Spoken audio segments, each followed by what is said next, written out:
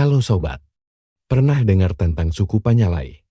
Ini adalah salah satu suku yang menarik dalam rumpun Minangkabau yang wajib kita ketahui bersama. Suku Panyalai ini sebenarnya merupakan bagian dari kelompok besar Kaniago yang berasal dari luhak tanah datar, tepatnya di kawasan Batipuh 10 Koto yang istimewanya.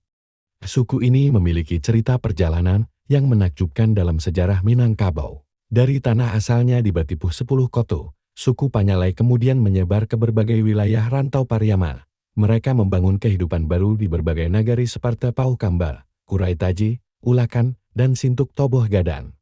Penyebaran ini menjadi bukti betapa dinamisnya pergerakan masyarakat Minangkabau pada masa lalu. Nah, menarikkan sejarah suku Panyalai ini, masih banyak lagi cerita menarik tentang suku-suku di Minangkabau yang akan kita bahas di video selanjutnya. Jangan lupa like, subscribe, dan share video ini ke keluarga dan teman-teman kamu ya. Sampai jumpa di video berikutnya.